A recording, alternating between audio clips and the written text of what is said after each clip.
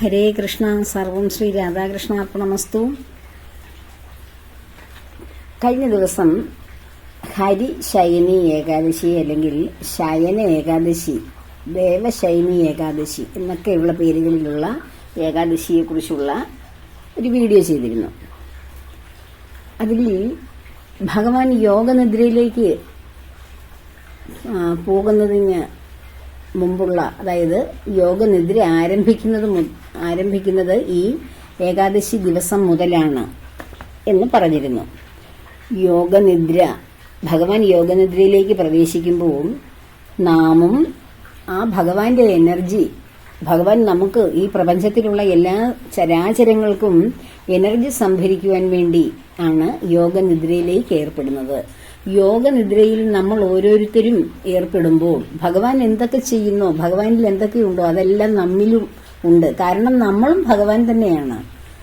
ആ ഭഗവാൻ ഇരിക്കുന്നത് കൊണ്ടാണ് നമ്മളിവിടെ ഇങ്ങനെ ഈ ശരീരത്തിൽ ഞാൻ ഞാൻ ഞാൻ എന്ന് പറഞ്ഞിരിക്കുന്നത് തന്നെ.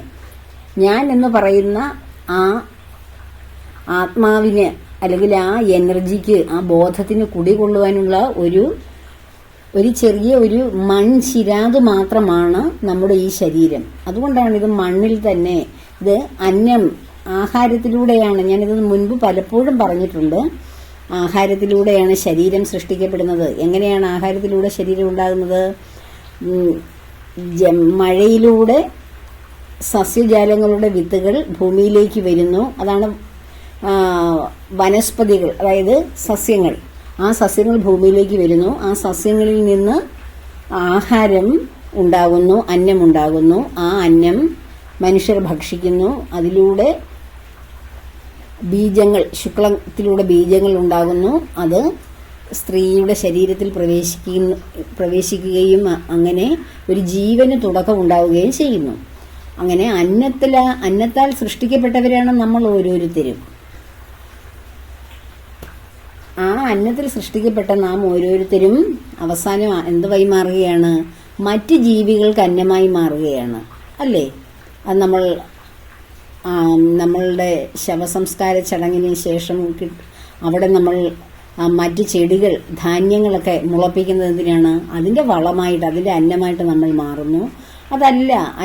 മറ്റു രീതിയിലാണ് സംസ്കാര കർമ്മങ്ങൾ അനുഷ്ഠിക്കുന്നതെങ്കിൽ അത് ഭൂമിയിലുള്ള പ്രാണികൾക്ക് ആഹാരമായി മാറുന്നു. അതല്ല, വെറുതെ എവിടെയെങ്കിലും നമ്മുടെ ബോഡി കിടക്കുകയാണെങ്കിൽ ജന്തുക്കൾ ഭക്ഷിച്ചിട്ട് അത് അവർക്ക് അന്നമാവുകയും അത് പിന്നെ അത് കാഷ്ടമായി മാറുകയും ചെയ്യുന്നു. ആ കാഷ്ടം പോലും മറ്റുള്ളതിന് വളമായി മാറുന്നു. ഇത്രയേ ഉള്ളൂ നമ്മുടെ ശരീരം. ഈ ശരീരത്തെ കൊണ്ടാണ് നമ്മൾ ഞാനെന്ന ബോധത്തിലിരുന്നു കൊണ്ട്, ഇതാണ് ശരീരമാണ്, ശരീരത്തിന് വേണ്ടി നമ്മൾ എല്ലാ കാര്യങ്ങളും ഇങ്ങനെ ചെയ്തുകൊണ്ടിരിക്കുന്നു. അപ്പോൾ ശരിക്കും നമ്മൾ ശരീരമല്ല, ശരീരം നമ്മുടെ ഒരു ഉപകരണം മാത്രമാണ്. ഇപ്പോൾ ഭഗവാൻ നമ്മെക്കൊണ്ട് ഒരു ഉപകരണം പോലെ നമ്മെക്കൊണ്ട് ഓരോന്നും ചെയ്യിക്കുന്നു. അപ്പോൾ നാം നമ്മുടെ ശരീരം എന്ന ഉപകരണം ഉപയോഗിച്ച് നാം ഓരോന്നും ചെയ്യുന്നു. ഭഗവാൻ യോഗനിദ്രയിലേക്ക് പോകുന്നത് പോലെ നമ്മളും ഭഗവാനിലേക്ക് യോഗത്തിലൂടെ, ധ്യാനത്തിലൂടെ ചെന്നു കഴിഞ്ഞാൽ അതിന്റെ പൂർണ്ണ ഫലം നമുക്ക് ലഭിക്കുക തന്നെ ചെയ്യും. ആ യോഗ സാധനയിലൂടെ നാം അനുഭവിച്ച സത്യങ്ങൾ, അല്ലെ, നാം മനസ്സിലാക്കിയ, നമ്മൾ ഭഗവാനെ കുറിച്ച് നിരന്തരം ജ്ഞാനമാർഗത്തിലൂടെ സഞ്ചരിക്കുമ്പോൾ നമുക്ക് ആ വായിച്ചുള്ള അറിവ്, അങ്ങനെ ധാരാളം വായിച്ച് അല്ലെങ്കിൽ കേട്ട് അറിയാവുന്നവർ വായിച്ചറിഞ്ഞ കാര്യങ്ങൾ പറഞ്ഞു കേൾക്കുന്ന ആ അറിവ്, അതിനെ വാക്സത്യം എന്നാണ് പറയുന്നത്. വാക്കുകൾ കൊണ്ട് വായിച്ചറിയുകയും കേട്ടറിയുകയും ചെയ്യുന്ന സത്യത്തിനെ വാക്സത്യം. അത് നമ്മൾ ചിന്തിച്ചു നോക്കുമ്പോൾ ഇത് ശരിയാണോ ഈ പറഞ്ഞത്, ഇതൊക്കെ ഇവിടെ നടക്കുന്ന സംഭവമല്ലേ എന്നൊക്കെയുള്ള ചിന്തകൾ നമ്മുടെ മനസ്സിൽ മുട്ടിട്ട് വരുമ്പോൾ അതിനെ നമ്മൾ പറയുന്നത് അനുമാന സത്യം എന്നാണ്. അനുമാന സത്യം, ഇതൊക്കെ ഉപനിഷത്തിലെ കാര്യങ്ങളാണ്. അതിനുശേഷമോ ആ അനുമാന സത്യത്തെ നമ്മൾ ധ്യാനം കൊണ്ട് അനുഭവിക്കുമ്പോഴാണ് അത് പ്രത്യക്ഷ സത്യമായി മാറുന്നത്. പ്രത്യക്ഷ സത്യം എന്ന് വെച്ചാൽ എന്താണ്? നമ്മൾക്ക് പ്രത്യക്ഷീകരിക്കുന്ന സത്യം. അല്ലാതെ ബുദ്ധി കൊണ്ടോ ഇന്ദ്രിയങ്ങൾ കൊണ്ടോ ഒന്നും ബ്രഹ്മത്തെ, ഈ പ്രപഞ്ച സൃഷ്ടാവായ ആദ്യ എനർജിയായ ആ അനന്തകോടി ചൈതന്യ വിശേഷത്തെ നമ്മുടെ ബുദ്ധിക്ക് അളക്കുവാൻ കഴിയില്ല. അതുകൊണ്ടാണ് ഈശ്വരനെ സമീപിക്കുമ്പോൾ ബുദ്ധി കൊണ്ടല്ല, യുക്തി കൊണ്ടല്ല, ഭക്തി കൊണ്ടാണ് നമ്മൾ അറിയേണ്ടത് എന്ന് പറയുന്നത്. അതിനൊരു വേറൊരു തലമാണ്. നമുക്കിവിടെ ഭൂമിയിൽ ജീവിക്കുന്നതിനാണ് ഈ റീസണിങ് പവറും ബുദ്ധിയും യുക്തിയൊക്കെ ഉപയോഗിക്കുന്നത്. ഇന്ദ്രിയങ്ങളിലൂടെ അനുഭവങ്ങൾ നേടിയെടുക്കുന്നതിനെയും ശരിയും തെറ്റും വേർതിരിക്കുകയും ചെയ്യുന്നതിന് വേണ്ടി. എന്നാൽ നമ്മൾ അതീന്ദ്രിയമായ ആ ഒരു ശക്തിവിശേഷത്തെയാണ് നമ്മൾ അറിയാൻ ശ്രമിക്കുന്നത്. കാരണം ഇവിടെ മുഴുവൻ സൃഷ്ടിച്ച ഒരാളുണ്ട്. അത് അതീന്ദ്രിയമായ ഒരു ശക്തിവിശേഷമാണ്, ഇന്ദ്രിയമായിട്ട് ലഭിക്കുന്നതല്ല.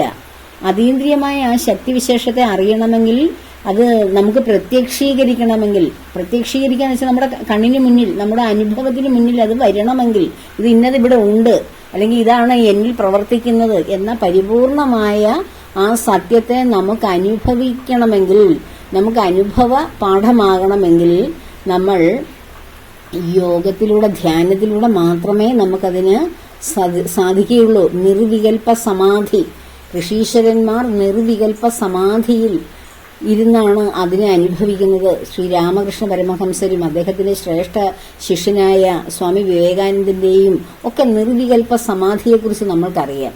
ആ നിർവികൽപ്പ സമാധിയിൽ ഇരിക്കുന്ന, അല്ലെങ്കിൽ യോഗനിദ്രയിൽ ഇരിക്കുന്ന ഒരു വ്യക്തിക്ക് ഈ അറിഞ്ഞ സത്യം അത് ഇങ്ങനെ നിധിധ്യാസം ചെയ്ത് മനസ്സിൽ ഉറപ്പിച്ച സത്യം ശരിയായി അനുഭവിക്കാൻ കഴിയും. അപ്പോൾ ഭഗവാൻ ഈ ഹരിശായിനി ഏകാദശി മുതൽ ഭഗവാൻ യോഗനിദ്രയിലേക്ക് പ്രവേശിക്കുന്ന ഈ ആഷാഢമാസം നമുക്കും യോഗ പ്രാക്ടീസ് ചെയ്യാൻ വളരെ ഉത്തമമാണ്, ഭഗവാനെ അനുഭവിക്കുവാൻ. അപ്പോൾ ഭഗവാനെ അനുഭവിക്കുവാൻ നമ്മൾ യോഗയിലൂടെ അത് ഓരോരുത്തർക്കും അവനവന് എന്താണോ ധ്യാനിക്കാൻ പറ്റിയ ആ ഒരു രൂപം, അല്ലെങ്കിൽ അതിനുള്ള മാർഗം. ചില ശബ്ദങ്ങളിലൂടെ, നാദങ്ങളിലൂടെ ധ്യാനത്തിലിരിക്കുന്നു, നാദങ്ങളിലൂടെ ബ്രഹ്മത്തെ തിരിച്ചറിയുന്നു, നാദത്തിലൂടെ, രൂപത്തിലൂടെ നമ്മൾ ആ ബ്രഹ്മത്തിലേക്ക് ലയിക്കാൻ ശ്രമിക്കാം. അങ്ങനെ ഓരോന്നിനും വ്യത്യസ്തമാണ്. അപ്പോൾ ഭഗവാന്റെ നാമങ്ങൾ ഉച്ചരിച്ചുകൊണ്ട് ആ ഒരു ധ്യാനത്തിലിരിക്കാം. ഭഗവാന്റെ മനോഹരമായ ഏതെങ്കിലും മനസ്സിൽ പതിയുന്ന രൂപം, ആ ഒരൊറ്റ ഒരു ബിന്ദുവിലേക്ക് ശ്രദ്ധ കേന്ദ്രീകരിച്ചുകൊണ്ട് ധ്യാനത്തിലിരിക്കാം. നാമജപങ്ങൾ എന്നും നാമജപങ്ങളല്ല വേണ്ടേ. നാമജപങ്ങൾ ഭക്തിയിലേക്ക് വരുന്ന ഒരു ആദ്യ തുടക്കം മാത്രമാണ്. ആ നാമജപങ്ങളിലൂടെ നിരന്തരം നാമം ജപിച്ചു വരുമ്പോൾ നമുക്കിനിയും ജപിക്കണ്ടെന്ന് തോന്നും, ഇനി മൗനമായിട്ടിരിക്കാമെന്ന് തോന്നുന്ന ഒരു അവസ്ഥയുണ്ട്. അതാണ് ഞാൻ മുൻപ് പറഞ്ഞിട്ടുള്ളത്. ഈ ധ്യാനം എന്നൊക്കെ പറയുന്നത് എനിക്ക് ഭഗവാനെ ലഭിക്കണമെന്ന് പറഞ്ഞ് നമ്മൾ അങ്ങോട്ട് കയറി ചെന്ന് ഒരു പെട്ടെന്ന് ഒരു അറ്റാക്ക് ചെയ്യുന്ന പോലെ ചെയ്യുന്ന ഒരു സംഭവമല്ല. നമുക്കത് സ്വാഭാവികമായിട്ട് അനുഭവം, അത് വന്ന് നമ്മളിലേക്ക് വന്ന് നിറയുന്ന ഒരു അനുഭവമാണ്. നമുക്കിനിയും ഇപ്പൊ നാമജപം ഇങ്ങനെ കുറേ കാലം നാമം ജപിച്ചു, പാരായണമൊക്കെ നടത്തി, സത്സംഗങ്ങളൊക്കെ ഇട്ടു, ഇങ്ങനെ വരുമ്പോൾ നമുക്കിനി നാമം ജപിക്കണ്ട, ധ്യാനത്തിലിരിക്കാം, ഭഗവാനുമായിട്ട് മൗനമായി സംവേദിക്കാം എന്ന് തോന്നുന്ന ഒരു അവസ്ഥ സ്വാഭാവികമായി വരുന്നതാണ്. അതാരെങ്കിലും നിർദ്ദേശിച്ചിട്ട് ഇങ്ങനെ ചെയ്യൂ എന്ന് പറഞ്ഞിരിക്കുന്ന അവസ്ഥയല്ല. അങ്ങനെ നമ്മൾ ഭഗവാനുമായിട്ട് നിരന്തരം മൗനത്തിലിരിക്കുമ്പോൾ നമ്മുടെ മനസ്സ് നിശ്ചലമാകും, അതിൽ ചിന്തകളൊക്കെ അടങ്ങും. ആ നിശ്ചലമായ മനസ്സിൽ മാത്രമേ ഭഗവാനുമായിട്ടൊരു നമ്മുടെ ഉള്ളിലിരിക്കുന്ന അന്തര്യാമിയായ ഭഗവാനും ഈ പ്രപഞ്ചം മുഴുവൻ നിറഞ്ഞു നിൽക്കുന്ന ആ ഒരു ശക്തിയും ഒന്നാണെന്നുള്ള ഒരു ലയനം, അത് നമുക്ക് അനുഭവവേദ്യമാകണം. ആ അനുഭവവേദ്യമാകണമെങ്കിൽ നമ്മുടെ മനസ്സ് അതുപോലെ ഏകാന്തമായിട്ട് ഭഗവാൻ എന്ന് പറയുന്ന ഒറ്റ ആജ്ഞാശക്തിയിൽ നമ്മൾ പൂർണ്ണമായ സമർപ്പണത്തോടുകൂടി നമ്മൾ ജീവിക്കാൻ ആരംഭിക്കണം. പൂർണ്ണമായ സമർപ്പണം. ആ പൂർണ്ണ സമർപ്പണം വരണമെങ്കിൽ ആദ്യം ചെയ്യേണ്ടത് നമുക്കെന്താണ്? നമ്മളുടെ ബന്ധങ്ങളൊക്കെ നമ്മൾ വേർപെടുത്തുകയാണ് ചെയ്യേണ്ടത്. അതിന് നമുക്ക് അയ്യോ എനിക്ക് പറ്റില്ലല്ലോ എന്ന് പറയുന്ന ഒരു വ്യക്തിക്ക് ആ ഫസ്റ്റ് സ്റ്റെപ്പ് കടക്കാൻ കഴിയില്ല. പടി 6 കടന്ന് അവിടെ ചെല്ലുമ്പോഴാണ് ഭഗവാനെ അനുഭവിക്കാൻ കഴിയുന്നത്. ഒന്നാമത്തെ സ്റ്റെപ്പാണ് നമ്മുടെ ബന്ധങ്ങളെ വിച്ഛേദിക്കുക എന്നുള്ളത്. ബന്ധങ്ങളെ വിച്ഛേദിക്കുക എന്ന് വെച്ചാൽ എനിക്ക് ഒരു ബന്ധുവും വേണ്ട, ഞാൻ മാത്രം മതി എൻ്റെ ഭഗവാനും എന്നും പറഞ്ഞിരിക്കുന്ന എല്ലാ ബന്ധങ്ങളും അറ്റുകളയുന്ന ഒരു പ്രോസസ്സല്ല. ഭഗവാനിലേക്ക് വന്നിട്ട് ഭഗവാനെ തന്നെ എനിക്ക് അനുഭവിക്കണം, അറിയണം എന്നൊക്കെയുള്ളൊരു ചിന്ത വരുമ്പോൾ ക്രമേണ നമുക്ക് ഈ ബന്ധങ്ങളുടെ ശൂന്യത അല്ലെങ്കിൽ അതിന്റെ അർത്ഥമില്ലായ്മ നമുക്ക് മനസ്സിലാകും. നമുക്ക് ഭഗവാൻ തന്നെ വേർതിരിച്ചു തരും. അങ്ങനെ ക്രമേണ നമ്മൾ ആ ബന്ധങ്ങളിൽ നിന്നൊക്കെ വിട്ടു പോവുകയാണ് ചെയ്യുന്നത്. എന്നുവെച്ചാൽ ബന്ധം വിട്ടുപോകില്ല, എല്ലാറ്റിന്റെയും വിത്ത് നമ്മുടെ ഉള്ളിലുണ്ട്. അതിന്റെ മുകളിലേക്ക് വളരുന്ന ആ ചെടികളൊക്കെ നമ്മൾ ആവശ്യമില്ലാത്ത ബ്രാഞ്ചസ് ഒക്കെ നമ്മൾ അറുത്ത് കളയും. ആദ്യം നമ്മൾ സമൂഹവുമായിട്ടുള്ള ബ്രാഞ്ചസ് ആണ് ആദ്യം വിച്ഛേദിക്കുന്നത്. അനാവശ്യമായിട്ട് പടർന്നു കയറുന്ന സസ്യങ്ങളെയൊക്കെ വെട്ടി ഒതുക്കിയില്ലേ, അതുപോലെ നമ്മുടെ അനാവശ്യ ബന്ധങ്ങളെല്ലാം നമ്മുടെ ജീവിതത്തിൽ നിന്ന് നമ്മൾ മുറിച്ചു കളയും. അതിനുശേഷം ആ മരത്തിനെ, ആ വൃക്ഷത്തിനെ വീണ്ടും ചെറുതാക്കി അവസാനം ഒരു വേരോ അല്ലെ ഒരു വിത്തോ മാത്രമാക്കി അവശേഷിപ്പിക്കും. ആ വിത്തും കൂടി എവിടെയെങ്കിലും ഒരു അറ്റാച്ച്മെന്റ് ആണ് ഒരു വിത്തെന്ന് പറയുന്നത്. ഏതെങ്കിലും ഒരു വ്യക്തിയുമായിട്ടോ അല്ലെങ്കിൽ ഏതെങ്കിലും ഒരു വസ്തുവുമായിട്ടോ അല്ലെങ്കിൽ എന്തെങ്കിലും ഒരു സംഭവമോ സാഹചര്യമായിട്ടുള്ള ഒരു വിത്ത് ലാസ്റ്റ് വന്ന് നമ്മൾ നിന്നാൽ ആ വിത്ത് പോലും ഭഗവാനെ അറിയുവാൻ തടസ്സമായി മാറും. അതുകൊണ്ടാണ് നമ്മൾ സ്വതന്ത്രരാകണം, പൂർണ്ണ സമർപ്പണം, ഭഗവാനല്ലാതെ മറ്റൊന്നുമില്ല എന്ന പൂർണ്ണ സമർപ്പണം വേണം. നമുക്ക് ആ പൂർണ്ണ സമർപ്പണം എപ്പോഴാണ് വരുന്നത്? നമ്മൾ എന്തെങ്കിലും നമുക്ക് ആവശ്യങ്ങളോ വിഷമങ്ങളോ അല്ലെങ്കിൽ എന്തെങ്കിലും പ്രശ്നങ്ങളോ വരുമ്പോൾ ഭഗവാനല്ലാതെ എനിക്ക് ആരുമില്ല പറയാൻ, എനിക്ക് ഭഗവാനേ ഉള്ളൂ എൻ്റെ വിഷമങ്ങൾ പരിഹരിക്കാൻ എന്ന് പറഞ്ഞ് അപ്പോൾ നമ്മൾ വിഷമിക്കുകയും കരയുകയും ഭഗവാനെ ഹൃദയത്തോട് ചേർക്കുകയും ചെയ്യും. പക്ഷെ നമ്മുടെ ഉള്ളിൽ എല്ലാവരും ഇരിപ്പുണ്ട്. നമുക്ക് ആ വിഷമം വന്ന എന്തുകൊണ്ടാണ്? എല്ലാവരുമായിട്ടുള്ള ബന്ധത്തിൽ ആരുടെയെങ്കിലും പേരിലായിരിക്കും ആ വിഷമം അനുഭവിക്കുന്നത്. സത്യമല്ലേ ഇത്? അപ്പോൾ അങ്ങനെ ഒരു വിഷമം വരാതിരിക്കണമെങ്കിൽ ഈ പറഞ്ഞ ബന്ധങ്ങൾ മനസ്സിൽ നിന്ന് ക്രമേണ ഭഗവാനെ വെക്കാൻ തുടങ്ങുമ്പോൾ ഭഗവാൻ തന്നെ അത് അങ്ങനെ ഒരു നമ്മൾക്ക് ഇവിടുത്തെയൊക്കെയുള്ള ബന്ധങ്ങളുടെ ശൂന്യത മനസ്സിലാകും. ഓരോന്നും അനുഭവിച്ച് കരഞ്ഞ് വിഷമിക്കേണ്ട കാര്യം വരത്തില്ല. ഭഗവാനെ അറിഞ്ഞാൽ നമ്മളതിനെ വിവേകത്തോടെ കാണും. ഒരു ബന്ധവും നമ്മുടെ മനസ്സിൽ വേദന ഉണ്ടാക്കില്ല. അത്രയ്ക്കും ഭഗവാൻ നമ്മുടെ മനസ്സിനെ നല്ല ഹാർഡാക്കി തരും. മനസ്സിന് കട്ടി വന്നിട്ട് ഒന്നും നമ്മളെ ഏശാത്ത മാതിരി ആവുകയല്ല. നമ്മളുടെ മനസ്സ് ഒരു ശിശുവിനെ പോലെ നിഷ്കളങ്കമാകും. ഒരു കുഞ്ഞിന്റെ മനസ്സ് എത്ര നിഷ്കളങ്കമാണ്. ആരെങ്കിലും ഇരുന്ന് വിഷമിക്കുമ്പോൾ എന്തിനാ വിഷമിക്കുന്നതെന്ന് ചോദിച്ചാൽ അത് നമ്മൾ ആ കരയുന്നവരോടൊപ്പം കരയത്തില്ലേ? അതുപോലെ ചിരിക്കുന്നവരോടൊപ്പം ചിരിക്കില്ലേ? അതിന് സ്ഥായിയായിട്ട് എന്തെങ്കിലും ഒരു ചിന്തകയോ എന്തെങ്കിലും ഒരു കാര്യമോ ഉണ്ടോ? ഇല്ല. അതുപോലെ തന്നെയാണ് നമ്മൾ നമ്മുടെ ചുറ്റുപാടുമുള്ള എല്ലാറ്റിനോടും പ്രതികരിക്കും ഒരു നിഷ്കളങ്കമായ ഒരു കുട്ടിയുടെ മനസ്സോടുകൂടി.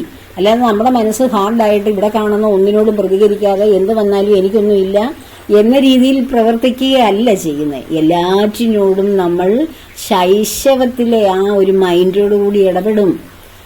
പക്ഷേ ഭഗവാൻ പൂർണ്ണനായി നമ്മുടെ ഉള്ളിൽ പൂർണ്ണ തേജസ്സോടെ ഇരിക്കുന്നു എന്ന ബോധം വന്നു കഴിഞ്ഞാൽ ഭഗവാനാണല്ലോ എല്ലാവരുടെയും ഉള്ളിലിരിക്കുന്നത്. എന്നെ വിഷമിപ്പിച്ചവരുടെ ഉള്ളിലും എന്നെ സ്നേഹിക്കുന്നവരുടെ ഉള്ളിലും എല്ലാം ഭഗവാൻ തന്നെയല്ലേ എന്ന് നമുക്ക് പുറത്തു കൊടുക്കുവാനും കഴിയും. അപ്പോൾ ആ പുറത്തു കൊടുക്കലാണ്, ആ ക്ഷമിച്ചു കൊടുക്കലാണ് നമ്മുടെ മനസ്സിന്റെ വലിപ്പം വർദ്ധിപ്പിക്കുകയും മനസ്സിന്റെ വേദന ഇല്ലാതാക്കുകയും നമ്മൾ ആരെയും കുറ്റം ചാരാതെ നമുക്ക് ശരിയായ വഴിയിലൂടെ വിഷമങ്ങളും പരിക്കുകളും ഒന്നുമില്ലാതെ മുന്നോട്ട് കൊണ്ടുപോകാൻ കഴിയുന്നത് അങ്ങനെയാണ്. അപ്പോൾ ആ ഒരു അവസ്ഥയിലേക്ക് വരണമെങ്കിൽ അങ്ങനെ അത് നമ്മളിരിക്കുന്ന ഭഗവാനെ നമ്മൾ അനുഭവിക്കാൻ തുടങ്ങണം. അപ്പോൾ ഈ ഇങ്ങനെ ഇനി അങ്ങോട്ടുള്ള 4 മാസക്കാലം, ചാതുർമാസം, ആ കാലഘട്ടത്തിലാണ് നമ്മുടെ പ്രകൃതിയിൽ പല ദുരന്തങ്ങൾ ഉണ്ടാകുന്നതും അല്ലെങ്കിൽ പ്രകൃതിക്ക് മാറ്റങ്ങൾ ഉണ്ടാകുന്നത്. അങ്ങനെയൊന്നും സംഭവിക്കാതിരിക്കട്ടെ. ഭഗവാന്റെ ഒരു പൂർണ്ണമായ തേജസ് നമ്മുടെ ഈ പ്രകൃതിയെ പൊതിഞ്ഞുള്ളത് അതിൽ നിന്നൊന്ന് വിട്ടു നിൽക്കും. ഇപ്പം നമ്മൾ ഓരോരുത്തരും യോഗ ചെയ്യുവാണെങ്കിൽ നമ്മൾ നമ്മുടെ വീട്ടിലുള്ള എല്ലാവരോടും സംസാരിച്ചുകൊണ്ടിരുന്നാണോ യോഗ ചെയ്യുന്നത്? അല്ല, നമ്മൾ ഏകാന്തത്തിലിരിക്കും.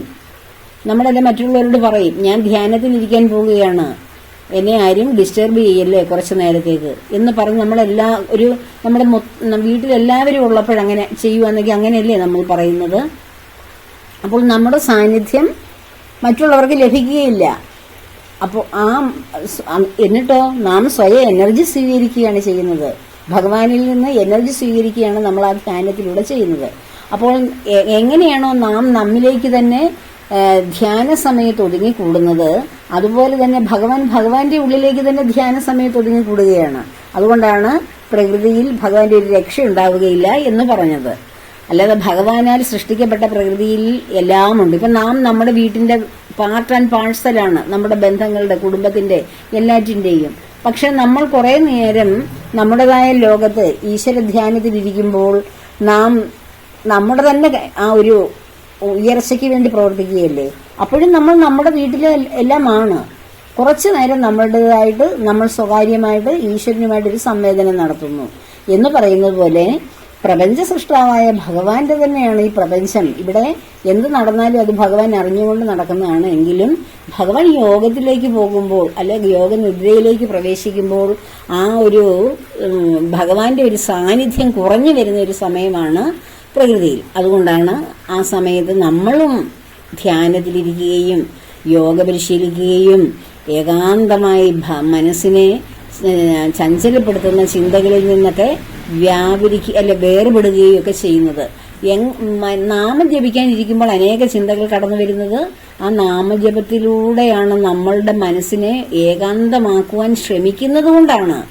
നമ്മുടെ ആ ഭഗവാനിൽ എന്ന് പറയുന്ന ആ ഒരു സെന്ററിലേക്ക് നമ്മുടെ ചിന്തകളെ ഒതുക്കാൻ ശ്രമിക്കുമ്പോൾ നമ്മുടെ ഉള്ളിലുള്ള അനേകായിരം ചിന്തകൾ വന്ന് ആനന്ദ നൃത്തം ആടും നമ്മുടെ ചുറ്റിനും. നമുക്കവിടെ ഇരുന്ന് സ്വസ്ഥമായിട്ട് നാമം ജപിക്കാനോ, ചിലപ്പോൾ ആ സമയത്ത് മറ്റാരെങ്കിലും കടന്നു വരികയോ അവരോട് സംസാരിക്കേണ്ട സാഹചര്യം വരികയോ ഫോൺ അത്യാവശ്യമായി എടുക്കേണ്ട സാഹചര്യങ്ങൾ പോലും വരും. അങ്ങനെയുള്ള ഒക്കെ തടസ്സങ്ങൾ നമ്മുടെ ജീവിതത്തിൽ വരും. അപ്പോൾ ഈ തടസ്സങ്ങളെയൊക്കെ മറികടന്ന് നമ്മളത് നിരന്തരം ചെയ്യുമ്പോൾ അതിനെ മറികടക്കാൻ കഴിയും. നമ്മൾ ആദ്യമായിട്ട് ഒരു വലിയ പാത അല്ലെങ്കിൽ അപ്പുറം നമുക്ക് തോന്നുവാണ് അത് മുറിച്ച് കടന്ന് അപ്പുറത്തേക്ക് പോകാൻ കഴിയില്ല എന്ന് തോന്നുന്നു. ഒരു ജലാശയം തന്നെ ആയിക്കോട്ടെ, ഒരു ചെറിയൊരു ജലാശയം കടന്നു വേണം നമുക്ക് അപ്പുറത്തേക്ക് പോകേണ്ടത്. നമ്മൾ ആദ്യം ചെന്നിട്ട് നമുക്കൊരു ഭയം തോന്നും, നമ്മൾ പിന്തിരിയും. പിന്നെയും നോക്കുമ്പോൾ ഓരോരുത്തരൊക്കെ പോകുന്നത് ഉണ്ടല്ലോ, അപ്പോൾ നമുക്കൊന്ന് ഇറങ്ങി നോക്കാം ഇതിന് എത്ര ആഴമുണ്ടെന്ന് എന്ന് നമ്മൾ പതുക്കെ മുന്നോട്ട് വന്ന് പിന്നെയും നമ്മൾ പിന്തിരിഞ്ഞ് മറ്റുള്ളവർ മുന്നേക്ക് പോകുന്നത് കണ്ട് അവര് പോകുന്നുണ്ടല്ലോ, അപ്പൊ എനിക്കും പോകാൻ കഴിയും എന്നൊക്കെ നമുക്ക് പെട്ടെന്ന് അങ്ങ് തോന്നുമോ? ഇല്ല. നമ്മളത് ക്രമേണയാണ് നമുക്കങ്ങനെ ആ ഒരു ഭാഗം മുറിച്ച് കടന്ന് അപ്പുറത്തേക്ക് പോകാൻ കഴിയുന്നത്. അതുപോലെ തന്നെയാണ് ഈ ഭക്തി, ഭഗവാനിലേക്ക് വരിക എന്നുള്ളത്. പെട്ടെന്ന് നമ്മൾ അങ്ങോട്ട് ചെല്ലുമ്പോൾ നമുക്ക് പല തടസ്സങ്ങളുണ്ടാകും.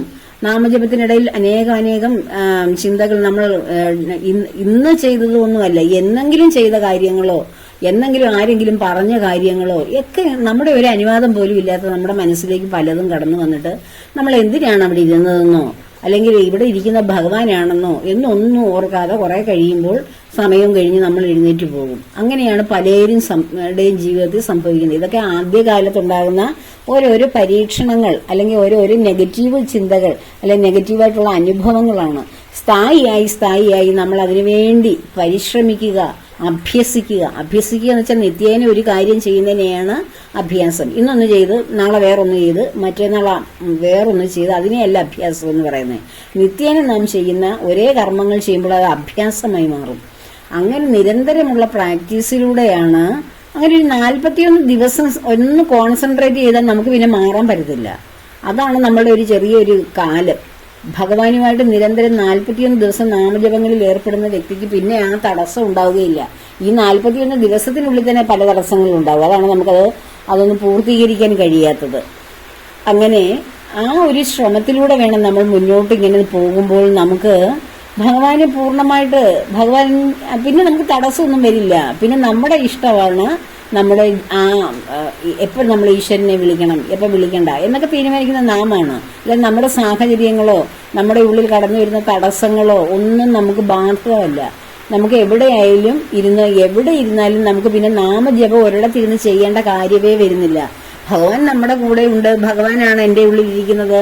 ഭഗവാൻ ഏത് നിമിഷവും എന്നിൽ നിന്ന് നഷ്ടപ്പെട്ടാൽ ഞാൻ പിന്നെ കർമ്മങ്ങൾ ചെയ്യാൻ കൊള്ളാത്ത വെറും ഒരു ശരീരം മാത്രമാണ് എന്ന ബോധത്തിൽ നമുക്ക് ജീവിക്കാൻ, ആ ഒരു ബോധം നമുക്ക് കൈവന്നു കഴിഞ്ഞാൽ പിന്നെ നമുക്ക് എവിടെയെങ്കിലും ഇരുന്ന് നാമം ജപിക്കേണ്ട ഒരു ഘട്ടം വരുന്നില്ല. ഇതൊക്കെ നമ്മുടെ മനസ്സിനെ ഒന്ന് ഏകീകരിച്ച് ഒന്ന് കോൺസെൻട്രേറ്റ് ചെയ്ത് കൊണ്ടുവരുവാനുള്ള ആദ്യ പടികളാണ്. നമ്മൾ സ്കൂളുകളിൽ പഠിക്കുന്ന ഓരോ ക്ലാസ്സും കഴിഞ്ഞ് അതിന്റെ മുകളിലേക്ക് പോകില്ലേ, LKG കൊണ്ടിരുത്തുന്ന അല്ലെ 1ാം ക്ലാസ്സിൽ കൊണ്ടിരുന്ന കുട്ടിയായി എല്ലാ വർഷവും അവിടെ തന്നെയാണോ ഇരിക്കുന്നത്?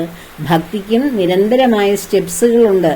ആ സ്റ്റെപ്പിൽ നിന്ന് മുകളിലേക്ക് ഉയരുമ്പോഴാണ് അവസാനത്തെ സ്റ്റെപ്പാണ് നമ്മൾ ഭഗവാനെ തത്വങ്ങൾ അറിഞ്ഞ് ജ്ഞാനം മനസ്സിലാക്കി എന്നിലിരിക്കുന്ന, അത് വളരെ സിമ്പിളാണ്, പറയുമ്പോൾ വളരെ ലളിതമാണ്. എന്താണ് ലളിതം? എനിക്ക് ജീവൻ തന്നിരിക്കുന്ന ഞാൻ എന്ന് പറയുന്ന ശക്തി ഭഗവാനാണ് എന്ന് വളരെ ലളിതമായി മനസ്സിലാക്കരുതോ? അവിടെ ഞാനില്ലെങ്കിൽ എന്ത് സംഭവിക്കുന്നു? ഈ ശരീരത്തിന് ജീവൻ ഇല്ലാതെ വരുന്നു. ഇവിടെ ഞാൻ ഇതിലിരിക്കുന്നത് കൊണ്ടാണ് ഈ ശരീരം ഇവിടെ ജീവനോടെ ഇരിക്കുന്നത്. ഇല്ലെങ്കിൽ ഈ ശരീരത്തിന് ഒന്നും ചെയ്യാൻ കഴിയില്ല. അതിനുള്ളിൽ ഇപ്പൊ മരിച്ചു കിടക്കുന്ന ഡെഡ് ബോഡിക്ക് എന്തെങ്കിലും ചെയ്യാൻ കഴിയുമോ? ആ ബോഡിയെ മറ്റുള്ളവരല്ലേ എടുത്തുകൊണ്ട് പോകുന്നത്. അതൊരു വെറും ബോഡിയാണ്, വെറും ഒരു മാറ്ററാണ്, ഒരു ജഡമാണത്. ഇവിടെ കാണുന്ന എല്ലാം ജഡമാണ്. ആ ജഡത്തിനുള്ളിൽ ഭഗവാന്റെ എനർജി പ്രവർത്തിക്കുമ്പോൾ, ആ ആത്മാവ് പ്രവർത്തിക്കുമ്പോഴാണ് അത് ജീവനുള്ളവയായി മാറുന്നത്. അല്ലെങ്കിൽ അത് ജഡമാണ്, എല്ലാം ജഡമാണ്. അപ്പോൾ ആ ജഡാത്മകമായ നമ്മുടെ ശരീരത്തെ ആ ബോധസ്വരൂപനായ ഭഗവാൻ പ്രവർത്തിപ്പിക്കുമ്പോൾ മാത്രമാണ് ഇതൊരു ദീപം അല്ലെങ്കിൽ തെളിച്ചമുള്ള അല്ലെ ജീവനുള്ള വസ്തുവായി ഇത് മാറുന്നത്. ആ ഒരു സത്യം വളരെ ലളിതമാണ്. അത് മനസ്സിലാക്കുക. അത് മനസ്സിലാക്കി കഴിയുമ്പോൾ നമുക്ക് സ്വാഭാവികമായും ആ ഒരു പൂർണ്ണതയിലേക്ക്, ആ പൂർണ്ണജ്ഞാനത്തിലേക്ക് എത്തും. പിന്നെ നമ്മളിൽ അങ്ങനെയുള്ള ചിന്തകൾ ഇടയ്ക്കിടയ്ക്ക് കടന്നു വരും. അത് സ്ഥായിയാവുകയില്ല. ആ ഒരു ചിന്തയിലൂടെ നമ്മൾ അത് ആ ഒരു സത്യം മനസ്സിലാക്കി കഴിഞ്ഞാൽ നമ്മൾ വീണ്ടും വീണ്ടും അതിനെക്കുറിച്ച് ചിന്തിക്കും. അതിനെയാണ് മനനം ചെയ്യുക എന്ന് പറയുന്നത്. അത് പിന്നീട് നമ്മുടെ മനസ്സിൽ ഉറപ്പിക്കും. പിന്നീട് അത് സത്യമാണോ എന്നറിയുവാൻ വേണ്ടി അതൊരു പ്രത്യക്ഷ സത്യം, നമുക്കത് അനുഭവിക്കണ്ടേ. എനിക്ക് ഇവിടെ ദൈവമുണ്ടോ അപ്പോൾ എന്ന് സ്വാമി വിവേകാനന്ദൻ രാമകൃഷ്ണ പരമഹംസരായ ആ പരമഹംസ പദം നേടിയ ആളാണ്. അദ്ദേഹത്തിനോട് ചോദിക്കുമ്പോൾ അദ്ദേഹം പറയുന്നു, ഇവിടെ ദൈവമേ ഉള്ളൂ. അങ്ങനെയുണ്ടെങ്കിൽ എനിക്കത് കാണാൻ കഴിയുമോ? പിന്നെന്താണ്, നീ എന്നെ കാണുന്നത് പോലെ തന്നെ നിനക്ക് ദൈവത്തെ കാണാം, അനുഭവിക്കാം എന്ന് പറഞ്ഞത് നിർവികൽപ്പ സമാധിയിലൂടെ കാണിച്ചു കൊടുക്കുകയാണ്, അനുഭവിപ്പിക്കുകയാണ്. ഇവിടെ ദൈവമേ ഉള്ളൂ. ദൈവമുണ്ടോ എന്ന് ചോദിക്കുന്ന വ്യക്തിയോട് ദൈവമേ ഉള്ളൂ. കാരണം ഈ ചോദിക്കുന്ന വ്യക്തിയും അതിൽ ദൈവം ഇരിക്കുന്നതുകൊണ്ടാണ് ദൈവം ഉണ്ടോ എന്ന് ചോദിക്കാനെങ്കിലും ജീവനുള്ളത് അല്ലേ? ആ വ്യക്തിയുടെ ഉള്ളിൽ നിന്ന് ദൈവം ഇറങ്ങിപ്പോയാൽ ജീവൻ ഉണ്ടാവുമോ ആ വ്യക്തിക്ക്? പിന്നെ ആ വ്യക്തി ചോദിച്ചുകൊണ്ടിരുന്നത് പകുതി വെച്ച് നിന്നു പോവുകയില്ലേ? അപ്പോൾ ഇവിടെയുള്ളത് ദൈവമേ ഉള്ളൂ. അതാണ് ഉപനിഷത്ത് വാക്യം. വേദാന്തത്തിന്റെ അവസാന തത്വം എന്താണ്? ആദ്യം പറയും ഞാൻ തന്നെയാണ് ദൈവം, എന്നിട്ട് പറയും ഞാനും ദൈവം ഒന്ന് തന്നെയാണെന്ന്. പിന്നീട് പറയും, ലാസ്റ്റിൽ എന്തു പറയും? ഇത് ഇവിടെ ദൈവമേ ഉള്ളൂ, ഞാനില്ല. ഞാൻ അത് ദൈവം തന്നെയാണ്. അഹം ബ്രഹ്മാസ്മി, ഞാൻ അത് തന്നെയാകുന്നു എന്ന് പറയുന്ന വ്യക്തി തത്വമസി എന്ന് പറയുന്നു, അഹം ബ്രഹ്മാസ്മി എന്ന് പറയുന്നു. അതിനുശേഷം എന്ത് പറയുന്നു? ഇവിടെ വേറെ ഒന്നുമില്ല, ഞാനില്ല, പിന്നെ ആരേ ഉള്ളൂ? ദൈവമേ ഉള്ളൂ. ആ ദൈവം ഉള്ളത് കൊണ്ടാണ് ഇവിടെ ഞാനുള്ളത്. അപ്പൊ ദൈവം മാത്രമേ ഉള്ളൂ എന്ന ആ പൂർണ്ണ തത്വത്തിലേക്ക് വന്ന് നമ്മൾ നിലയുറപ്പിക്കുകയാണ് ചെയ്യുന്നത്. ആ തത്വം നമ്മുടെ മനസ്സിൽ ഉറച്ചു കഴിഞ്ഞാൽ പിന്നെ നമ്മൾ അത് അനുഭവിക്കുവാനുള്ള വ്യഗ്രതയാണ്. അതുകൊണ്ടാണ് ഇവിടെ കാണുന്ന എല്ലാറ്റിലും എന്തുണ്ടെന്ന് പറയുന്നത്? ഈശ്വരൻ മാത്രമേ ഉള്ളൂ എന്ന് പറയുന്നത്. ഈശ്വരൻ മാത്രമുള്ള ഈ ഭൂമിയിൽ, ഈ പ്രപഞ്ചത്തിൽ നാം കാണുന്നതല്ല ഈശ്വരനെയാണ്. അതിന്റെ വ്യത്യസ്തമായ രൂപങ്ങളാണ്. ഏതൊരു രൂപത്തിൽ മനുഷ്യൻ നമ്മളെ സഹായിക്കാൻ വരുന്നത് ദൈവം നേരിട്ട് വന്നാണോ നമ്മുടെ ആവശ്യങ്ങളൊക്കെ പരിഹരിക്കുന്നത്? അല്ല. ദൈവം കുടികൊള്ളുന്ന ഓരോ മനുഷ്യരും അല്ലെ മറ്റേതെങ്കിലുമൊക്കെ ജീവജാലങ്ങളിൽ നിന്നൊക്കെ അല്ലേ നമ്മൾ ജീവന ഉപാധികൾ അല്ലെങ്കിൽ നമ്മുടെ ആവശ്യങ്ങളൊക്കെ സ്വീകരിക്കുന്നത്. നമുക്ക് ക്ഷീണം വരുമ്പോൾ നമ്മൾ കരിക്ക് ഇട്ട് കുടിക്കുന്നു. എല്ലാ ക്ഷീണത്തിനും അസുഖത്തിനും എല്ലാറ്റിനും ഉള്ള നല്ലൊരു മെഡിസിൻ അല്ലേ കരിക്കിന്റെ വെള്ളം. ആ കരിക്ക് ആരാ തരുന്നത്? ഒരു തെങ്ങല്ലേ തരുന്നത്. ആ തെങ്ങിന് കരിക്കുണ്ടാകാൻ കാര്യം എന്താണ്? ആ തെങ്ങിന്റെ ഉള്ളിൽ ഭഗവാനാകുന്ന ചൈതന്യം പ്രവർത്തിക്കുന്നത് കൊണ്ടാണ് അത് വളരുന്നതും അതിന് പൂക്കളും കൈകളും ഒക്കെ ഉണ്ടാകുന്നതും അത് മറ്റുള്ളവർക്ക് പ്രയോജനപ്പെടുകയൊക്കെ ചെയ്യുന്നത്. അതെപ്പോഴാണോ അതിനുള്ളിൽ നിന്ന് ഭഗവത് ചൈതന്യം നഷ്ടപ്പെടുന്നത്, അപ്പോൾ ആ തെങ്ങ് കേടുപിടിച്ച് നിലംപരിശായി അത് വെറും തടിയായി പൂക്കാതെയും കായ്ക്കാതെയൊക്കെ അവിടെ നിൽക്കും. എന്ന് പറഞ്ഞതുപോലെ എല്ലാം ഇവിടെ കാണുന്ന ഓരോ ജീവജാലങ്ങളും ദൈവത്തിന്റെ തന്നെ വ്യത്യസ്തമായ സ്ഥൂല രൂപങ്ങൾ തന്നെയാണ്. അതിന്റെ ഉള്ളിൽ സൂക്ഷ്മമായി അതിന്റെ യഥാർത്ഥ സത്തായി പ്രവർത്തിക്കുന്നത്. ഇപ്പൊ മനുഷ്യന്റെ ജാതി അല്ലെങ്കിൽ സത്ത് എന്താണ്? മനുഷ്യത്വം. മൃഗത്തിൻ്റെത് മൃഗീയത. സസ്യങ്ങളിൽ ഓരോന്നിലും ഇരിക്കുന്നതും അതേ സത്ത് തന്നെയാണ്. മറ്റുള്ളവയെ സേവിക്കാൻ വേണ്ടിയാണ് സസ്യങ്ങളായി ജനിക്കുന്നത്. സത്യം പറഞ്ഞാൽ നമ്മൾ ഈ പൂർവ്വജന്മങ്ങളെ കുറിച്ചൊക്കെ പരിശോധിക്കുമ്പോൾ മനുഷ്യത്വം ഇല്ലാതെ ജീവിച്ച കുറെ കാലഘട്ടങ്ങളുണ്ടാവും ഓരോ മനുഷ്യനും. മറ്റുള്ളവരെ ശ്രദ്ധിക്കാതെ എന്തുണ്ടെങ്കിലും എൻ്റെ വീട്, എൻ്റെ ആള്, എൻ്റെ കുടുംബം, എൻ്റെ ഇങ്ങനെയൊക്കെ പറഞ്ഞ് ജീവിക്കുന്നവർ വൃക്ഷങ്ങളായി ജനിക്കും എന്ന് അവരുടെ ജന്മത്തിൽ അവർ വൃക്ഷങ്ങളായി ജനിക്കുന്നതാണ് ഏറ്റവും നല്ലതെന്ന് എൻ്റെ ഒരു കാഴ്ചപ്പാട് എനിക്ക് തോന്നുന്നു. കാരണം ആ വൃക്ഷങ്ങളാണ് മറ്റുള്ളവർക്ക് വേണ്ടിയാണ് വൃക്ഷങ്ങൾ എല്ലാ ഫ്രൂട്ട്സുകളും ഉണ്ടാക്കി, അല്ലെങ്കിൽ അതിൽ എന്തെല്ലാം പൂവുകളോ ഫലങ്ങളോ എല്ലാം ഉണ്ടാകുന്നതും വൃക്ഷങ്ങൾ മറ്റുള്ള ജീവജാലങ്ങൾക്ക് വേണ്ടിയാണ്. അല്ല വൃക്ഷങ്ങൾക്ക് സന്തോഷിക്കാൻ വേണ്ടിയാണോ? ആലോചിച്ച് നോക്കൂ. ഏതൊരു ഫലവൃക്ഷത്തിൽ നിന്നും കിട്ടുന്ന ഫലങ്ങൾ മനുഷ്യനോ മറ്റു ജീവജാലങ്ങൾക്കോ വേണ്ടിയല്ലേ? അങ്ങനെ നിരന്തരം ദാനം ചെയ്യുന്ന, നിസ്വാർത്ഥമായിട്ടുള്ള സേവനം ചെയ്യുന്നവരാണ് വൃക്ഷങ്ങൾ, അല്ലേ? അപ്പോൾ ഇങ്ങനെ ഭഗവാനെ, ഈ യോഗ നിദ്രയിൽ ഏർപ്പെടുന്ന ഭഗവാനോടൊപ്പം നമ്മളും യോഗം പരിശീലിക്കുന്നത് വളരെ നല്ലതാണ്. ധ്യാനത്തിൽ ഇരിക്കുവാൻ ശ്രമിക്കുക. ഭഗവാന്റെ നാമങ്ങളോ രൂപങ്ങളോ മാത്രം ഓർത്ത് ധ്യാനത്തിലിരിക്കുവാൻ പരിശീലിക്കുക ഈ 4 മാസക്കാലം. അങ്ങനെ ഒരു പരിശീലനം വന്നു കഴിയുമ്പോൾ നമുക്ക് സ്വാഭാവികമായിട്ടും മനസ്സിലാകും, നാമജപത്തിൽ മനസ്സ് കോൺസെൻട്രേറ്റ് ചെയ്യാൻ പറ്റാതിരുന്നപ്പോൾ ഈ നാമം ജപിക്കാതെ ഏകാന്തത്തിലിരുന്ന് ഭഗവാനുമായി ധ്യാനത്തിലിരിക്കുമ്പോൾ എത്രയോ കോൺസെൻട്രേഷൻ കിട്ടുന്നു എന്ന്. ഈ നാമജപത്തിൽ ശ്രദ്ധ കിട്ടുന്നില്ല എന്ന് പറഞ്ഞവർ ആരും നാമം ജപിക്കാതെ ധ്യാനത്തിൽ മുഴുകിയിരുന്നേ, ശ്രദ്ധ സ്വാഭാവികമായും വരും. ആദ്യ ദിവസമോ 2ാം ദിവസമോ 3ാം ദിവസമോ 4-5 ദിവസങ്ങളിൽ ഒന്നും ഒരു ഏകാന്തത്തിൽ ഇരിക്കാൻ കഴിയില്ല. ചിന്തകൾ പലതായി ഇങ്ങനെ വന്നുകൊണ്ടിരിക്കും. ആ ചിന്തകളെ സൂക്ഷ്മമായിട്ട് നിരീക്ഷിക്കുക. ഈ ചിന്തകൾ എവിടെ നിന്നാണ് വരുന്നതെന്ന്, ഈ ചിന്തകളുടെ പിന്നാലെ പോകാതെ ചിന്തകൾ എവിടെ നിന്നാണ് വരുന്നതെന്ന് സൂക്ഷ്മമായി ശ്രദ്ധിച്ച് വന്നാൽ അത് വരുന്ന എവിടെ നിന്നാണെന്ന് നമുക്ക് മനസ്സിലായിട്ട് നമ്മൾ അതിന് സ്റ്റോപ്പ് ചെയ്യും. അങ്ങനെയാണ് ഏകാന്തത്തിലിരുന്ന് ഭഗവാനുമായിട്ട് ഒന്നിച്ചിരിക്കുവാൻ, യോഗത്തിലിരിക്കുവാൻ നമുക്ക് കഴിയുന്നത്. അപ്പോൾ അതിനുവേണ്ടിയാകട്ടെ ഈ ഏകാദശി മുതൽ അങ്ങോട്ടുള്ള ദിവസങ്ങൾ, മാസങ്ങൾ നാം ചെയ്യേണ്ടത് നമ്മുടെ ഭക്തിയുടെ ലെവല് ഒരു പടി കൂടി മുകളിലേക്ക് ഉയർത്തുക, ധ്യാനത്തിലേക്ക് ഉയരുക. അങ്ങനെ ധ്യാന നിമഗ്നരായി ഭഗവാനുമായി മൗനമായി സംവദിക്കുക. അതാകട്ടെ ഇന്നത്തെ ചിന്ത. എല്ലാവർക്കും ഭഗവാനെ ലഭിക്കണം, ഭഗവാന്റെ അനുഭവം ഉണ്ടാകണം, ഭഗവാനെ പ്രത്യക്ഷീകരിക്കണം എന്നാണ് ആഗ്രഹം. അതുതന്നെയാണ് പ്രാർത്ഥനയും. അതുപോലെ തന്നെ ഇവിടെ ശക്തമായ മഴയാണ്, മഴയുടെ സൗണ്ടാണ് കേൾക്കുന്നത്. കഴിഞ്ഞ 2 ദിവസങ്ങളിലായിട്ട് എനിക്ക് ഒരു വീഡിയോ ചെയ്യാനുള്ള ഒരു സാവകാശം കിട്ടിയില്ല. 2 ദിവസം അങ്ങനെ ഒരു ഗ്യാപ്പ് വന്നു. എന്തൊക്കെയോ തടസ്സങ്ങൾ ഇങ്ങനെ വരും. അത് ഒന്ന് പൂർണ്ണമായ മനസ്സിനെ ഒന്ന് കോൺസെൻട്രേറ്റ് ചെയ്ത്, മനസ്സിന് കോൺസെൻട്രേഷൻ എപ്പോഴും ഉണ്ട്, എങ്കിലും ഏതെങ്കിലുമൊക്കെ തിരക്കുകളിൽ അങ്ങ് പെട്ടുപോകും. അങ്ങനെ എനിക്കൊന്ന് ഇരിക്കാനൊരു സമയം കിട്ടിയില്ല.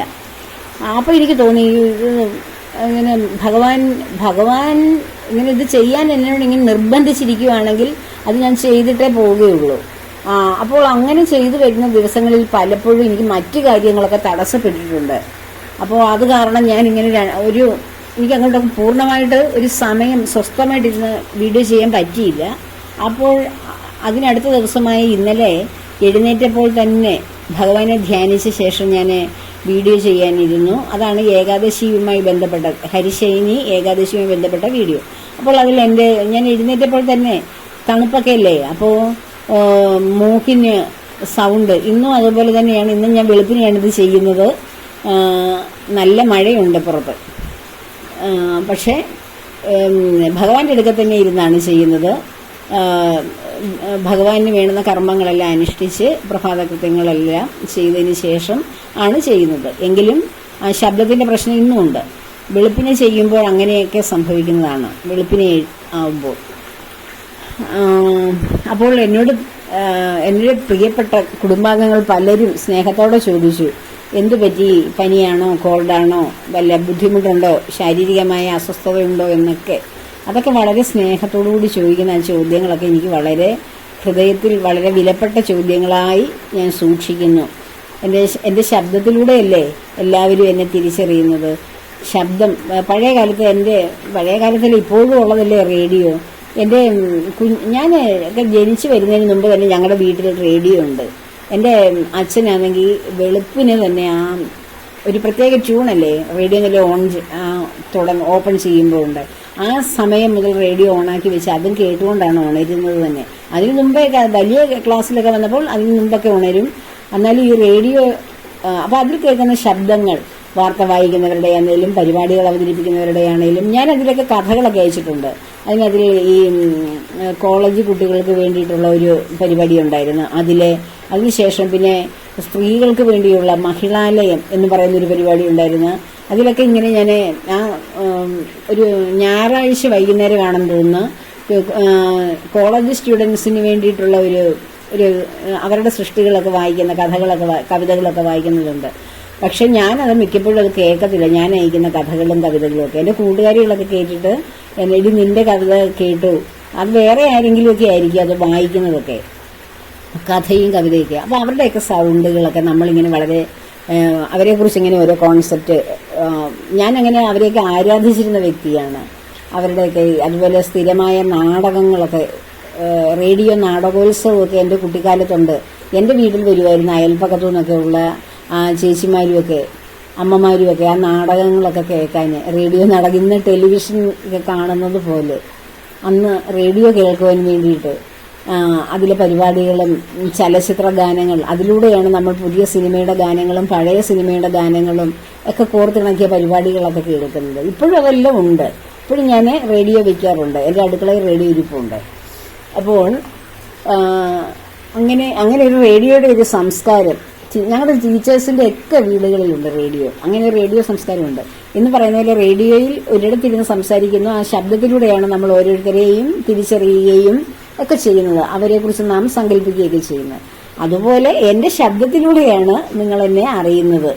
അപ്പോൾ എൻ്റെ ശബ്ദമല്ല രൂപം ഞാൻ നേരത്തെയുള്ള വീഡിയോകളിലൊക്കെ എൻ്റെ പിക്ചേഴ്സൊക്കെ ഇട്ടിട്ടുണ്ട്. പിന്നെ എനിക്ക് തോന്നും എൻ്റെ രൂപത്തിനല്ലല്ലോ പ്രാധാന്യം അതുകൊണ്ടാണ് ഞാൻ വീഡിയോ ആയിട്ട് അങ്ങനെ ഡയറക്റ്റ് വീഡിയോ ആയിട്ട് ചെയ്യാത്തത്. കാരണം എൻ്റെ രൂപത്തിന് എന്ത് പ്രാധാന്യമാണുള്ളത്? ശബ്ദമല്ലേ. എൻ്റെ ശബ്ദം എന്ന് പറയുന്ന ഭഗവാൻ എനിക്ക് തരുന്ന വാക്കുകളാണ്. അതല്ലേ നിങ്ങളെ ഓരോരുത്തരുടെയും മനസ്സിനെ സ്പർശിക്കുന്നത്. ഒരു വ്യക്തി എന്ന നിലയിൽ രണ്ട് വ്യക്തികളെ തമ്മിലുള്ള ബന്ധമല്ലല്ലോ. അതിലൂടെ ആ വ്യക്തിയിലൂടെ ഭഗവാൻ എന്താണോ പറയാൻ ഉദ്ദേശിക്കുന്നത് ആ ഭഗവാന്റെ വാക്കുകൾ, ഭഗവാൻ തരുന്ന ജീവൻ കൊണ്ട് നമ്മൾ സംസാരിക്കുമ്പോൾ പരസ്പരം നമ്മൾ ബന്ധിക്കപ്പെടുന്നു ഈശ്വരൻ എന്ന് പറയുന്ന ആ നൂലിലൂടെ.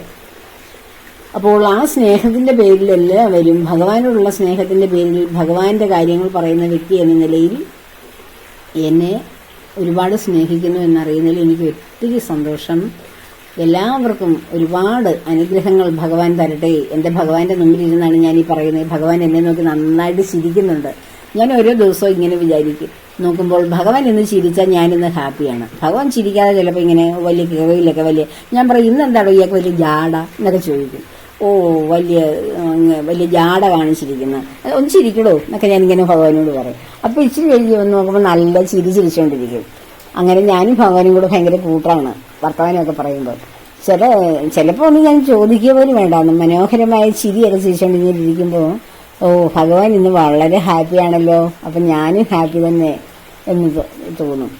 അങ്ങനെ ഈ ചിരിച്ചുകൊണ്ടിരിക്കുന്ന ഭഗവാന്റെ മുമ്പിലിരുന്നാണ് ഞാൻ നിങ്ങളെ ഓരോരുത്തർക്കും വേണ്ടി സംസാരിക്കുന്നതും പ്രാർത്ഥിക്കുന്നതും. ഭഗവാൻ എല്ലാവരെയും അനുഗ്രഹിക്കട്ടെ. എല്ലാവരെയും ഭഗവാൻ സമൃദ്ധമായി അനുഗ്രഹിക്കാൻ പ്രാർത്ഥിച്ചുകൊണ്ട് സർവകർമ്മങ്ങളും എൻ്റെ ഭഗവാന്റെ ആ പൊന്നു പാദങ്ങളിൽ സമർപ്പിച്ചുകൊണ്ട് ലോകാസമസ്ത സുഖിനോ ഭവന്തു.